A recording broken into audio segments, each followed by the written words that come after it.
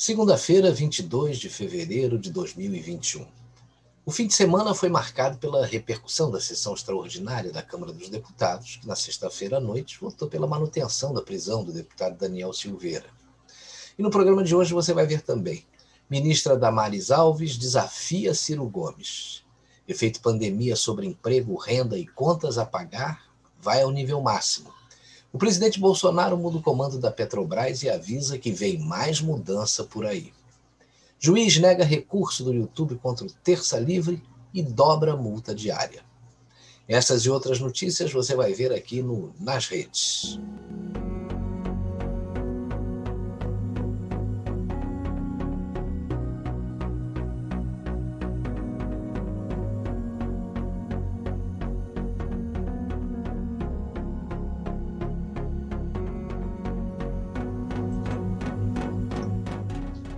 A Câmara dos Deputados manteve a prisão do deputado Daniel Silveira. Foram 364 votos a favor e 130 contra a manutenção da prisão. O ministro Marco Aurélio Mello, do STF, disse que considerou correto o resultado da votação da Câmara, que manteve a prisão do deputado. Mas não foi essa a interpretação de muita gente que se manifestou nas redes sociais. O deputado Sanderson disse que a democracia brasileira sai cambaleante da votação de hoje. Manter encarcerado um deputado federal por crime de opinião enquanto acusados de corrupção, homicídio e lavagem de dinheiro permanecem festivamente soltos é debochar da população. Comentarista Adrilles Jorge: STF mandou prender sem julgamento no mesmo dia um deputado por ter falado mal de seus membros. Que dirá um cidadão comum? O Supremo Tribunal Inquisitorial é rapidamente competente e injusto quando protege a instituição de sua própria vaidade ditatorial, que massacra a liberdade. E ele continuou: vivemos uma clara ditadura do STF que atropela outros poderes, atropela a liberdade, prende pessoas e cerceia vozes dissonantes em nome da sua vaidade ferida. O Supremo Tribunal Federal é necessário à democracia.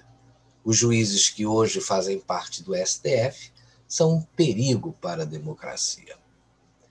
Amita Guimarães disse, ao responder um post do Nicolas Ferreira, que mostrou que Aécio Neves e Gleice Hoffmann votando aí para que um deputado permaneça preso, a vida e suas ironias. E aí ela disse: são as contradições decorrentes do judiciário quando passa a atuar como partido político. A jornalista Regina Vilela disse que o dia 19 de fevereiro de 2021 precisa ficar vivo na memória dos brasileiros. O dia V da vergonha. Outro que se manifestou nas redes foi o jornalista Alan dos Santos, do canal Terça Livre. Fiquem aí debatendo o que disse o deputado enquanto o STF. 1. Prende um parlamentar por crime de opinião. 2. Confisca aparelhos para fazer perícia. 3. Cria narrativas para inventar novas arbitrariedades. E 4. Faz o Congresso mostrar o medo que tem de processo. Esse aqui agora é do jornalista Alexandre Garcia. O artigo 53 da Constituição perdeu por 364 a 130, o que equivale a abolir a inviolabilidade dos nossos representantes em suas opiniões. O Brasil tem agora, e discordo dos seus estilos, um jornalista e um deputado presos por crime de opinião. A Venezuela é vizinha. O ex-deputado Roberto Jefferson publicou vários posts no sábado. Vamos ver aqui alguns deles. Os 364 que votaram pela manutenção da prisão de Daniel Silveira atiraram contra os próprios pés e estão enterrando as suas próprias imunidades parlamentares. E não pensem que os deputados, ou melhor, não pensem os deputados que as pressões do STF irão ficar por aí. Semana que vem vão querer indicar o presidente da CCJ. Outro dele aqui. Daniel foi jogado na cova dos leões apenas porque orava ao seu Deus. O rei Dario, arrependido, voltou à cova e viu que Daniel não foi devorado, pois a fé em Deus o protegeu. Então, Daniel foi libertado. Aqui, o rei Alexandre o Pequeno jogou Daniel na cova e 364 leões o devoraram. Olha só esse aqui. Acabo de contratar uma investigação sobre a vida pregressa dos 360 coveiros do Parlamento Nacional. O presidente da Câmara, Arthur Lira, e a relatora Magda Mofato têm rabo grosso e comprido presos na ratoeira do STF. Publicarei aqui em várias séries o programa Essa é a Sua Vida. E mais um do ex-deputado Roberto Jefferson. Vocês já notaram como os chargistas da imprensa são quase todos esquerdistas? De cada 10 charges, 9 são zombando do presidente Bolsonaro. Será que ele é o único assunto para se fazer charges? Não se vê uma charge sobre o STF, Lula, Huck, Dória e outros personagens da política. Tem aqui essa do coronel Telhada. Eu não entendo uma coisa. Condenado em segunda instância está em liberdade. Quem exagerou na fala está preso. Qual crime foi mais grave e prejudicial para o Brasil? Alguém pode desenhar para eu entender? Tem esse aqui da Fernanda Salles. Escolheram poupar absolutamente todos os lobos. Agora, queridos, é assistir ao sacrifício das ovelhas. Boa noite. Que Deus tenha misericórdia de nós. O Linus Guzmán publicou esse aqui, olha. Que espécie de parlamentares são esses que se ajoelharam perante o outro poder? 364 covardes que têm medo do STF. Tem esse aqui do Ale Silva. Quando se fala em AI-5, ainda que no sentido figurado, a Suprema Corte quase morre do coração. Mas não se constrange nem um pouco em usar uma lei da mesma época para mandar prender alguém. Mas o pronunciamento que chamou a atenção de quem assistiu à sessão de ontem foi do deputado do Partido Novo, Marcel Van Hatten, apesar dos protestos do fundador do partido, João Amoedo. O jovem deputado foi coerente e mostrou que é uma das boas surpresas daquela casa legislativa. Seu discurso foi contundente. Ele disse que, desta vez, o AI-5 veio do Poder Judiciário. A fala do deputado Marcel Van Hatten, que era contra a prisão do colega, abordou os abusos cometidos pelo ministro do STF na decisão que retirou a liberdade de Silveira após a divulgação de um vídeo com críticas e falas contra os ministros da Suprema Corte. Vamos dar uma olhada no vídeo do deputado Marcel Van Hatten. Contrário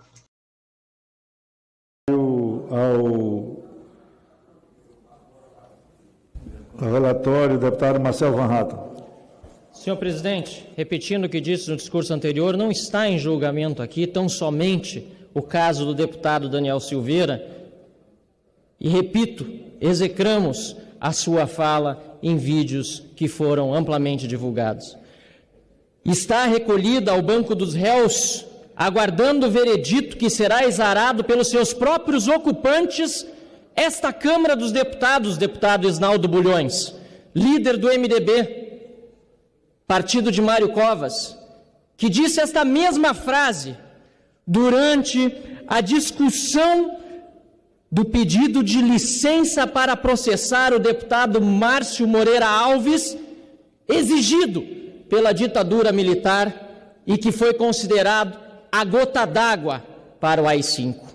Muitos falam em AI-5, mas não conhecem a história do ato institucional número 5. Talvez não se lembrem, mas faço questão aqui de recordar aquilo que deve ser ensinado nos bancos escolares. Naquela oportunidade, este parlamento foi capaz de construir consenso.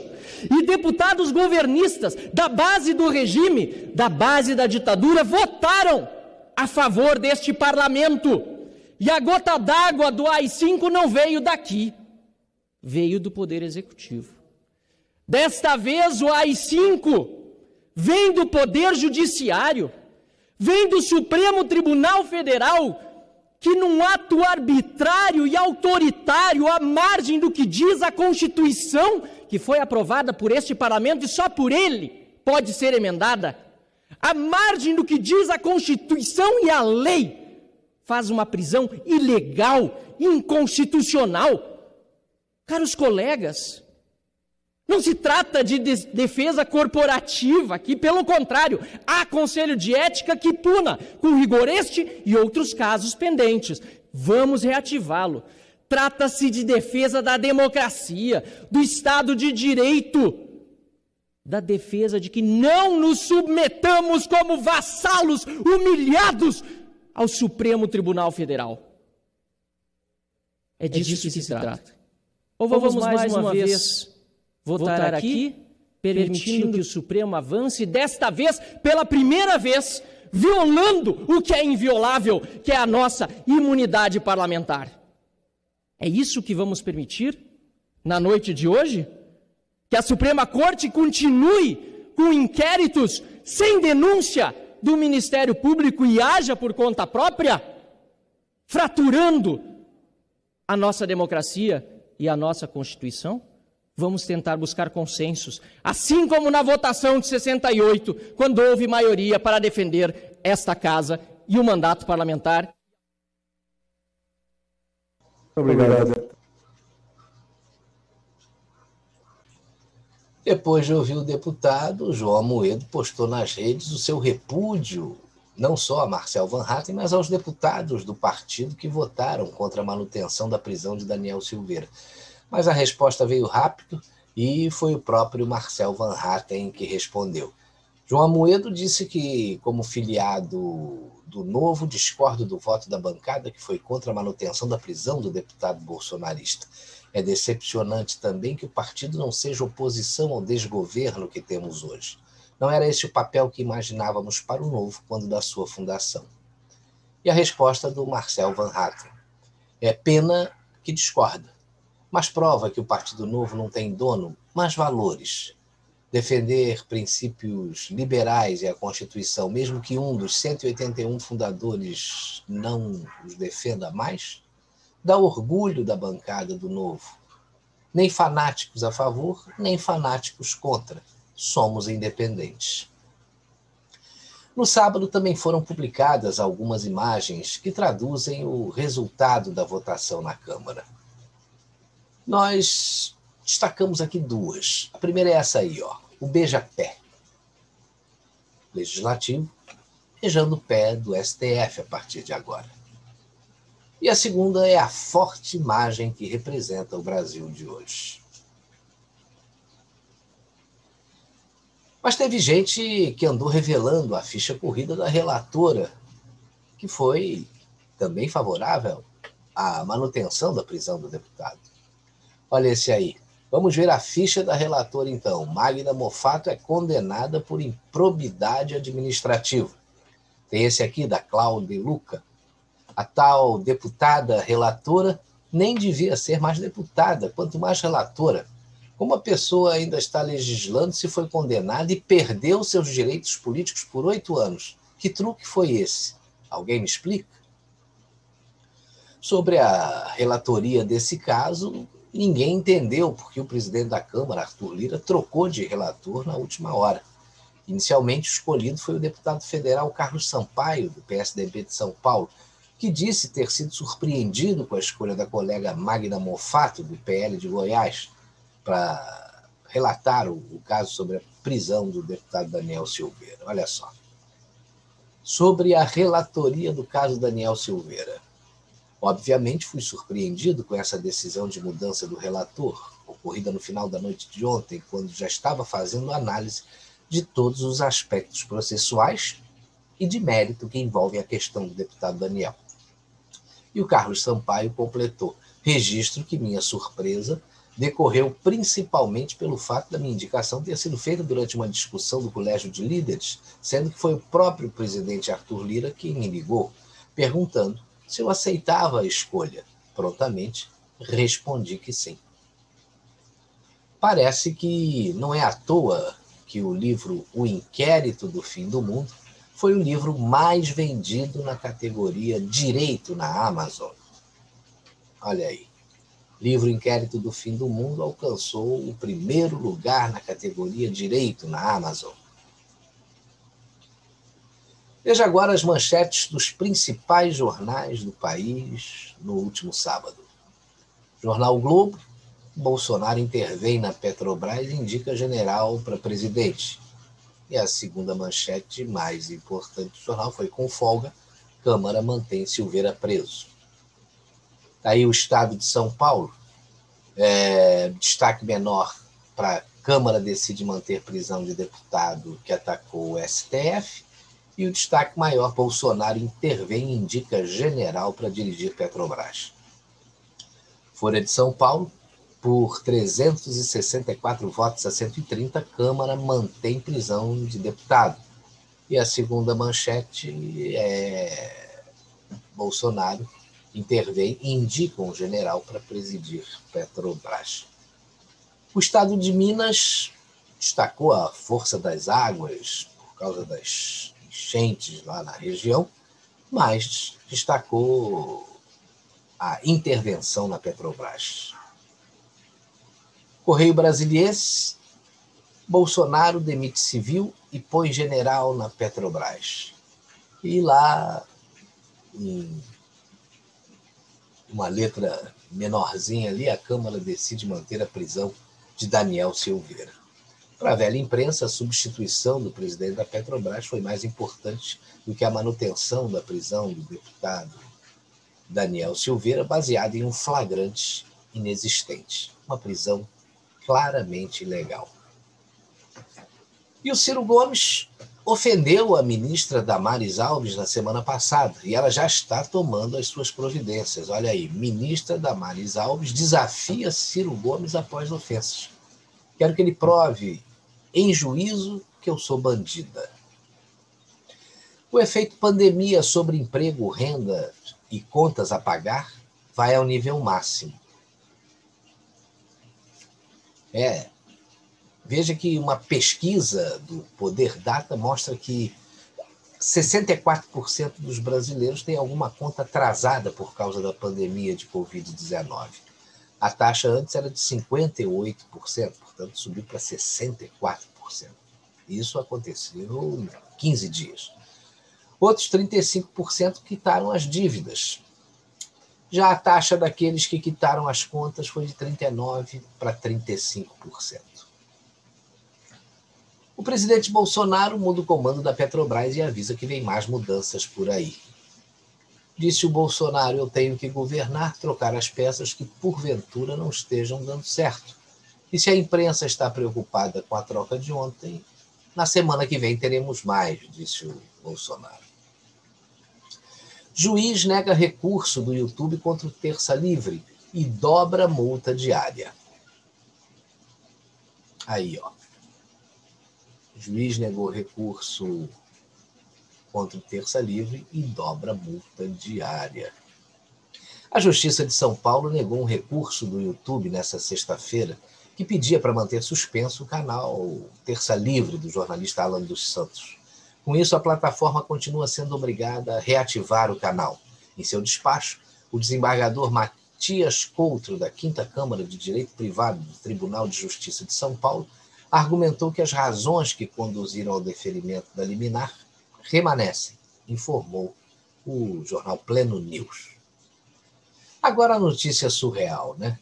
A cantora Anitta, que foi apontada pela revista Time como uma das 100 líderes emergentes globais, postou um vídeo durante a aplicação de uma tatuagem em seu ânus. Realmente tem alguma coisa muito errada acontecendo com a imprensa, né? Olha o nível de liderança emergente que eles consideram exemplar. E você vê que os problemas relacionados aos valores que a imprensa e os partidos de esquerda estão adotando está acontecendo no mundo inteiro, infelizmente. Essa foto é o fim da picada.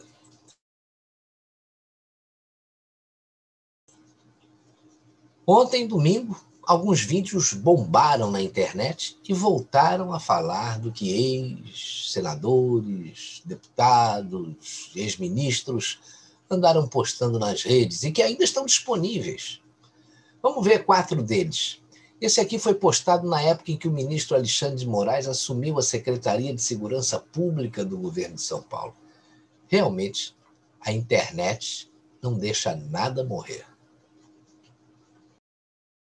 O governador estranhamente nomeou como secretário de Segurança um advogado que aparece em pelo menos 123 processos de uma empresa que está sendo investigada de vínculo com uma facção criminosa que atua nos presídios. E ao assumir, já começou a levar algumas bordoadas. E parece que algumas certeiras e com razão. Foi acusado de logo de ser um ex-defensor do primeiro comando da capital. Como advogado do PCC e hoje é o titular da pasta da segurança, isso é incompatível. O governador ficou maluco. Pessoas totalmente estranhas aos quadros da segurança pública. Mas é o que está mandando. Culpa para mim desse entendimento é do governo. O governo coloca pessoas não qualificadas no sentido policial. As pessoas são hiperqualificadas no sentido jurídico. Mas as pessoas não são qualificadas para resolver um problema policial. E o que acontece é o que nós vimos aí, briga entre a Polícia Civil e a Polícia Militar. O secretário não toma uma postura com relação à valorização da polícia.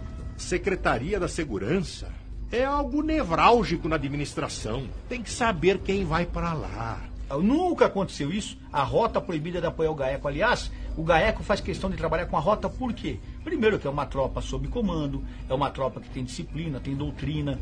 A partir do momento que o secretário proibir isso, eu só posso entender que ele não quer combater o crime. Porque ele sabe que o resultado seria eficiente e eficaz. Se ele não quer a rota trabalhando, ele quer o crime agindo. Eu só posso entender isso.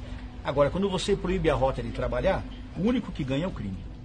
Como cidadão, eu sinto vergonha da postura de governo covarde, de secretários da segurança que não sabem absolutamente nada em relação à segurança pública. Essa classe política maldita que faz acordo com o crime e com o criminoso. A sinalização de que houve um arrefecimento no combate à facção criminosa. E eles também não são.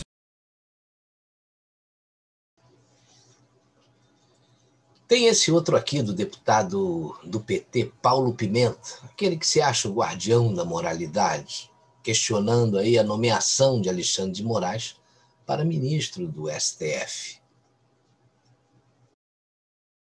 A sociedade brasileira acompanha um misto de perplexidade e incredulidade a indicação de Alexandre de Moraes para integrar a Suprema Corte do país, o Supremo Tribunal Federal, com mandato até o ano de 2043. Alexandre de Moraes não reúne nenhuma condição, em nenhum aspecto, para assumir num período de crise institucional como nós estamos vivendo, uma cadeira num espaço que é considerado pela Constituição o guardião maior da legislação do nosso país. Em meio a uma crise institucional de um governo golpista sem legitimidade, quando boa parte do núcleo central do governo é investigado pela Lava Jato, o governo Temer indica para ser juiz Alexandre de Moraes, para ser o revisor da Lava Jato, para julgar aqueles ministros, o próprio Temer, que hoje estão no centro de um escândalo de corrupção, que a cada dia fica mais claro, utilizado inclusive para comprar o impeachment. Alexandre de Moraes foi advogado de Eduardo Cunha. Alexandre de Moraes é um militante do PSDB. Portanto, é a lama do fundo do poço, esta indicação.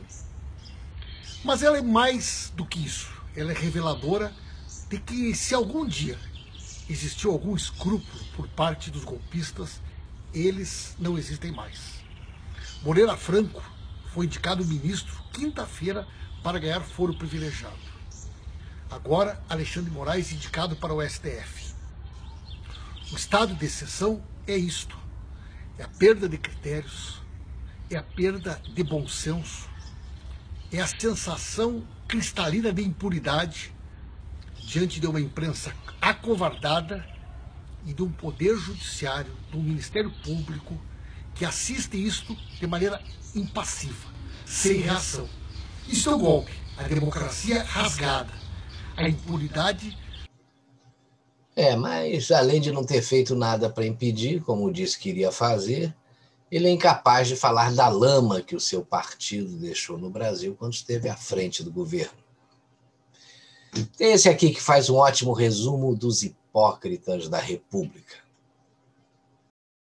70 milhões de reais desviados da empresa a um trio de cardeais do PMDB, Renan Calheiros, Romero Jucá e José Sarney.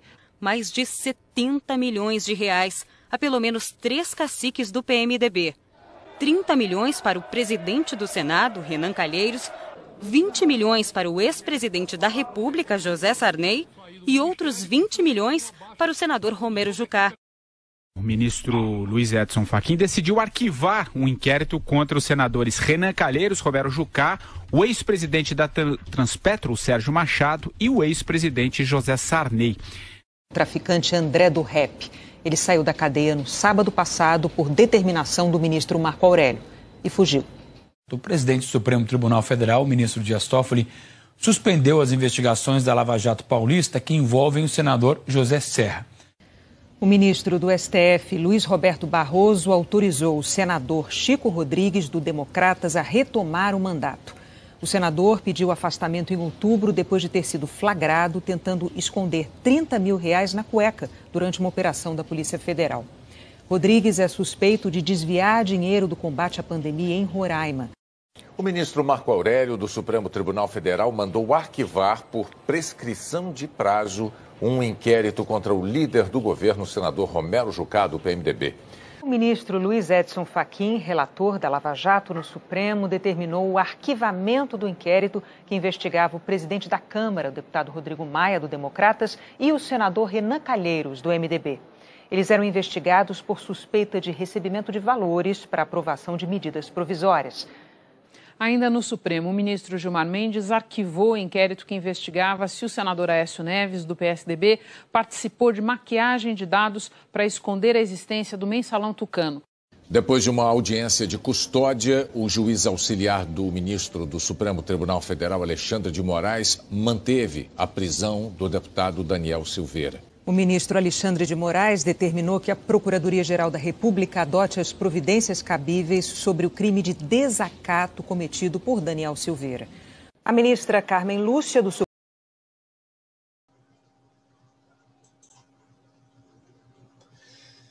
E nós vamos mostrar aqui 2 vídeos do Zé Dirceu, um em que ele diz que foi assediado pelo atual presidente do STF, Luiz Fux, que a gente vai colocar um trecho, e o outro que ele defendia que tirassem todos os poderes dos ministros do Supremo. Olha só. Com relação à minha reunião com o ministro do STJ, então, Luiz Fux, que eu não conhecia, eu fui assediado moralmente por ele durante mais de 6 meses para recebê-lo. Como foi esse assédio? Através de terceiros. Eu não queria, que eu não vou nominar. Eu não queria. Eu o recebi, e sem eu perguntar nada, ele não apenas disse que conhecia o processo, porque ele dizer para a sociedade brasileira que não sabia que eu era réu do processo do mensalão, é tragicômico, né? Soa... Ele mentiu? Não, é que soa ridículo, né? No mínimo, né? Como que... Não, porque ele sabia. Como o ministro do STJ não sabe que eu sou réu? Mas então no processo. Ele mentiu. Não, eu não estou dizendo que ele mentiu. Eu estou dizendo que soa ridículo. É só isso que eu vou dizer. E ele tomou a iniciativa de dizer que ia me absolver. Ele disse para o senhor, eu vou te absolver? Textualmente. Qual foi a frase? Eu disse que ia me absolver. Eu disse a ele Como que assim, eu vou absolver. Eu não quero que o senhor me absolva. Eu quero que o senhor vote nos autos porque eu sou inocente. Não é porque não tem prova, não. Eu fiz contraprova, é porque eu sou inocente. Isso é... Vamos dizer assim. Mas como que ele falava? Eu conheço e vou absolver? Não, não vou entrar em detalhes, porque não é o caso. Eu quero dizer o seguinte, para retratar, fazer uma síntese, uma fotografia do encontro é essa. A única coisa que eu senti é a única coisa que me tira o sono. Nem a condenação de 10 anos e 10 meses me tira o sono, porque eu tenho certeza que eu vou revertê-la. É o comportamento do ministro Luiz Fux. O problema é que o Supremo Tribunal Federal, não sei porque esse nome de Supremo, entendeu? A Corte Constitucional devia chamar, primeiro devia tirar todos os poderes do Supremo, ser só Corte Constitucional. Depois que Judiciário não é poder da República. A nossa Constituição estabeleceu 3 poderes. Só existe 2 poderes eleitos que têm soberania popular. O Legislativo e o Executivo. O Judiciário é um órgão que tem que ter autonomia, independência. Agora o Ministério Público no Brasil se transformou num 4º poder, fora o poder que a imprensa tem. Então fica uma democracia maculada, no mínimo, e caminhando para o autoritarismo. É evidente que está caminhando. Porque se o Judiciário assume poderes do Legislativo e do Executivo abertamente, porque quando o ministro do Supremo Tribunal Federal aboga para si mudar um decreto presidencial sobre indulto que é de exclusiva competência e discricionária do presidente, nós estamos caminhando para uma ditadura da toga. O problema é que o Supremo Tribunal Federal, não sei porque esse nome de Supremo, a Corte Constitucional devia chamar, primeiro devia tirar todos os poderes do Supremo, ser só a Corte Constitucional.